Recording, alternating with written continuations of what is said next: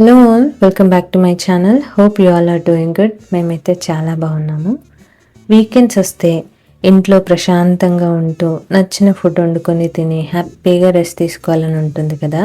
But మాకు weekends full బిజీగా గడుస్తాయి.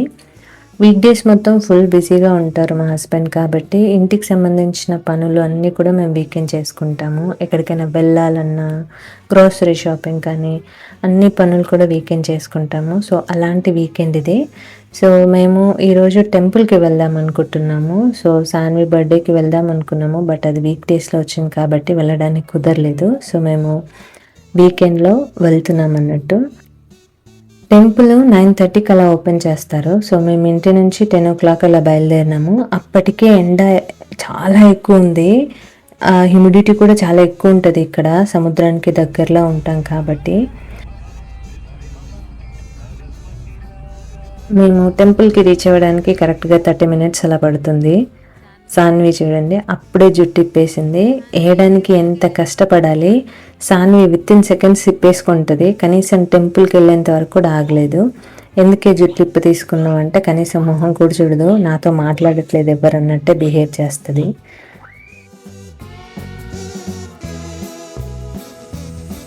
టెంపుల్కి అయితే రీచ్ అయ్యాము. టెంపుల్కి వెళ్ళడం అనేది నాకు ఒక థెరపీ లాగా.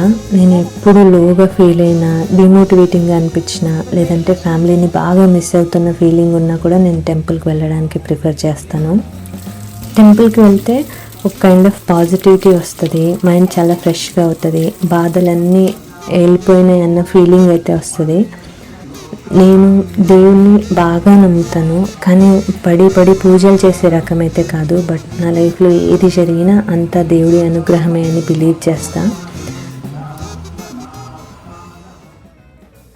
మేము దేవుడి దర్శనం చేసుకొని బయట వచ్చి కూర్చున్నాము. సో లోపల కెమెరా అలా ఉండదు కాబట్టి నేను లోపలైతే ఏం రికార్డ్ చేయలేదు.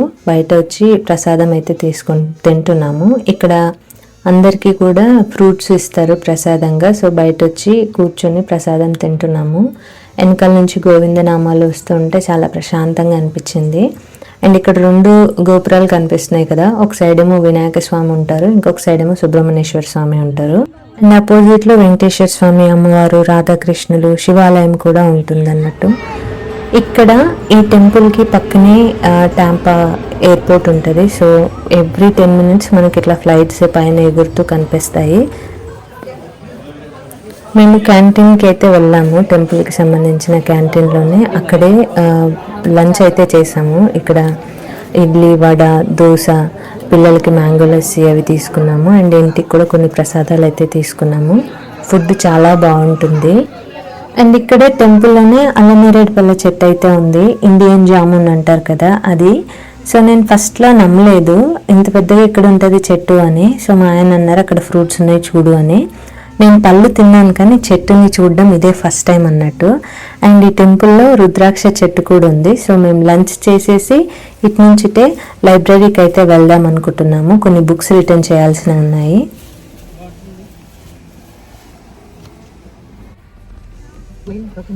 Okay. Next library కట్టాలనా? Bluetooth connection success.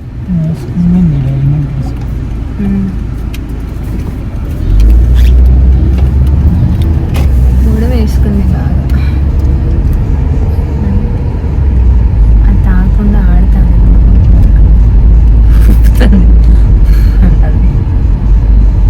Saanvi ఈ మధ్య ఏదో కొత్త ఆట నేర్చుకుంది సాన్వి. స్ట్రా కనిపించిందంటే చాలా, అది ఏదైనా సరే అలా ఊదుతా ఉంటుంది. కొంచెం తాగి దానికి బోర్ కొట్టిందంటే.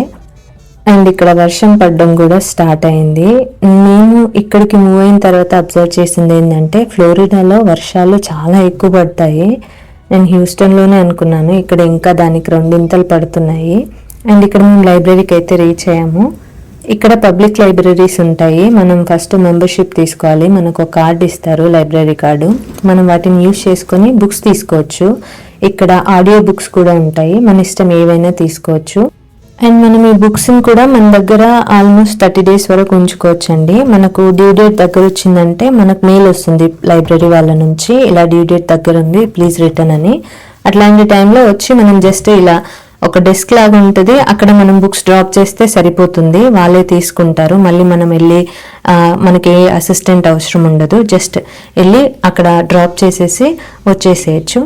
అండ్ మేము ఇక్కడ నుంచి గ్రాసరీ స్టోర్కి వెళ్తున్నాము, కాస్కోకి వెళ్తున్నాము. కాస్కోలో ఫ్రూట్స్ మనకు బాగా దొరుకుతాయి.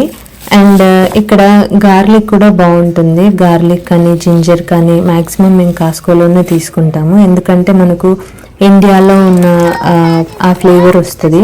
బయట ఎక్కడ వేరే స్టోర్లలో అంత మంచి ఘాటు అట్లా ఏమి ఉండవు అన్నట్టు. ఇక్కడ ఇంకొకటి కాస్కోలో మస్ట్ బై ఏంటి అంటే నాకు సంబంధించి పీనట్ బటర్. నేను ప్రీవియస్గా ఇంట్లోనే చేసేదాన్ని పీనట్ బటర్, బయట అంతా నచ్చేవి కాదు. బట్ కాస్కోలో ఏంటంటే complete organic and only peanuts, salt మాత్రమే ఉంటుంది అన్నట్టు. ఇంగ్రీడియంట్స్ కూడా చాలా క్లీన్ ఉంటుంది అండ్ ఇంట్లో చేసుకుంటే ఎలాంటి టేస్ట్ ఉంటుందో అలానే ఉంటుంది, చాలా బాగుంటుంది. నెక్స్ట్ స్టాప్ వచ్చేసి Indian groceries and water fill చేసుకోవాలి. ఇక్కడ ఏంటంటే ఇట్లా మినరల్ వాటర్ దొరుకుతాయి, మనం క్యాన్లలో ఫిల్ చేసుకోవచ్చు.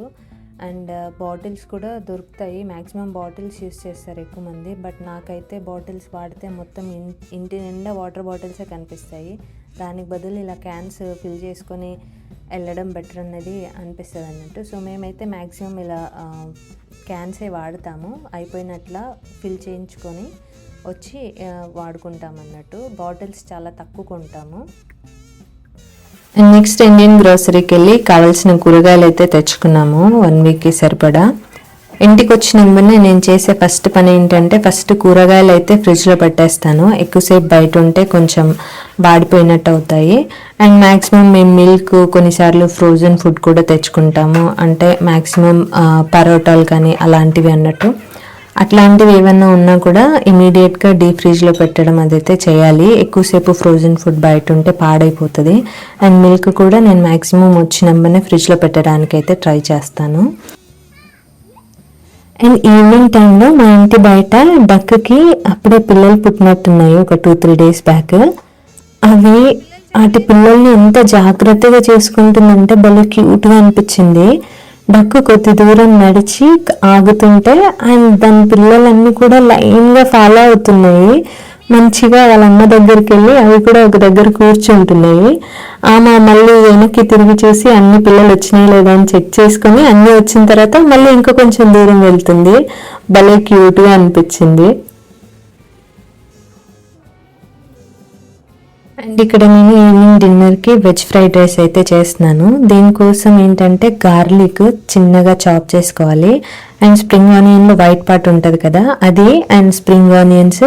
నా దగ్గర కొన్ని ఫ్రోజన్ వెజ్జీస్ ఉన్నాయి, జస్ట్ ట్రై చేద్దామని తెచ్చాను ఎలా ఉంటాయి అని. సో అవైతే ఉన్నాయి. ఇక్కడ green peas, corn, carrot and beans ఉన్నాయి. అండ్ క్యాబేజ్ కూడా సన్నగా కట్ చేసి పెట్టుకున్నాను అన్నట్టు. అండ్ దీనికి ఎలాంటి సాసెస్ అయితే వాడట్లేదు నేను, జస్ట్ ప్లెయిన్గా సింపుల్గా చేద్దాం అనుకుంటున్నాను. అండ్ రైస్ కూడా ఉంది. అండ్ ఇక్కడ నేను వంట చేస్తుంటే జై తన మ్యాగ్నెట్స్తోనే సైబర్ ట్రక్ చేశాను అని తెచ్చి చూపిస్తున్నాడు.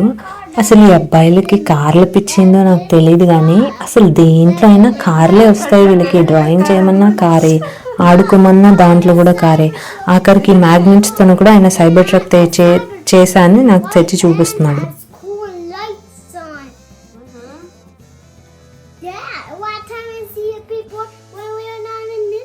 Was the Cybertruck in this town? Yeah, I want a real gray Cybertruck. Grey Cybertruck? Yeah. Oh, so nice, Jay. I'm so What proud time of you. what time when I'm watching, I just see one toy. And జైతో మనకు మాట్లాడుతుంటే కంటిన్యూస్గా ఏదో ఒకటి చెప్తానే ఉంటాడు కార్ల గురించి. అండ్ వంట విషయానికి వస్తే నేను కొంచెం పెద్ద సైజ్ గిన్నె తీసుకున్నాను, ఎందుకంటే మనం అన్ని హై ఫ్లేమ్లో కుక్ చేస్తాం కాబట్టి చిన్నదైతే మాడిపోతుంది, కలపడానికి ఈజీగా ఉండదు. అందుకని కొంచెం ఆయిల్ తీసుకొని దీంట్లో ఫస్ట్ గార్లిక్ అయితే వేస్తున్నాను. గార్లిక్ కొంచెం ఎక్కువ ఉంటేనే టేస్ట్ బాగుంటుంది. మనం ఉప్పు కారం వేసినప్పుడు ఇది వెల్లుల్లి కారం ఫ్లేవర్ ఇస్తుంది అన్నట్టు, చాలా బాగుంటుంది. దెన్ నెక్స్ట్ స్ప్రింగ్ ఆనియన్లో వైట్ పార్ట్ ఉంటుంది కదా, అదైతే కట్ చేసి యాడ్ చేస్తున్నాను. దీనికి మళ్ళీ ఆనియన్స్ సపరేట్గా వేయాల్సిన అవసరం లేదు, ఆనియన్స్ లేకుండానే బాగుంటుంది.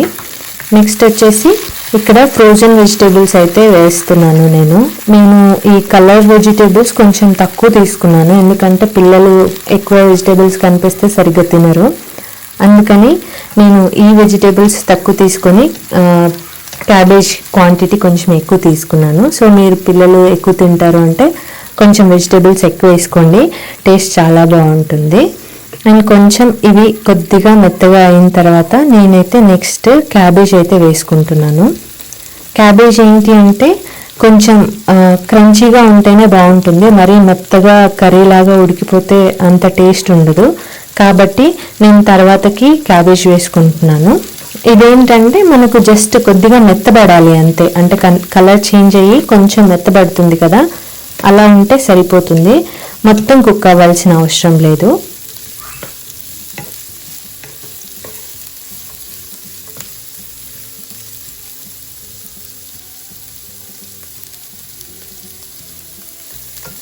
అండ్ క్యాబేజీ ఈ కలర్లోకి వస్తే సరిపోతుంది, మరీ ఎక్కువ కుక్ చేయాల్సిన అవసరం అయితే లేదు.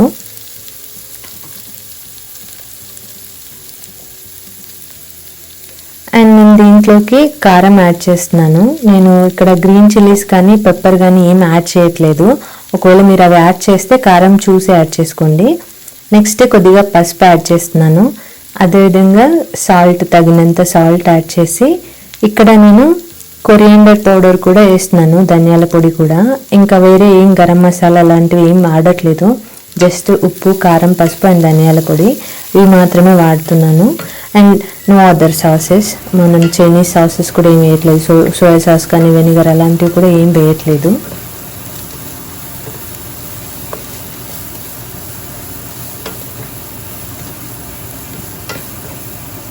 ఇవన్నీ ఒకసారి బాగా కలిపి నెక్స్ట్ దీంట్లోకి మనం ఆల్రెడీ కుక్ చేసి పెట్టుకున్న రైస్ ఉంటుంది కదా, అది యాడ్ చేసుకోవడమే.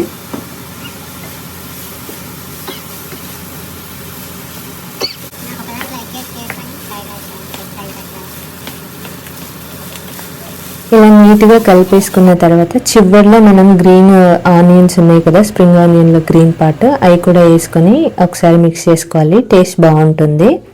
అండ్ చివరిలో లెమన్ పిండుకొని తింటే టేస్ట్ చాలా బాగుంటుంది. మీరు ఒకసారి ఇలా ట్రై చేసి చూడండి, వెజ్ ఫ్రైడ్ రైస్ తప్పకుండా నచ్చుతుంది అండ్ పిల్లలు కూడా ఇష్టంగా తింటారు. ఇది మా డిన్నర్ ఇవాళ.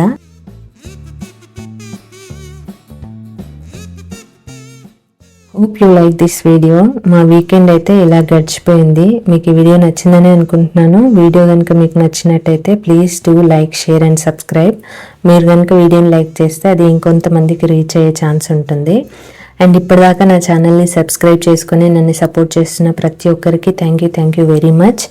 అండ్ అలాగే సపోర్ట్ చేస్తారు ఫ్యూచర్లో కూడా అని ఎక్స్పెక్ట్ చేస్తున్నాను. So thanks for watching. I'll be back with another video really soon. Thanks so much for watching and keep support.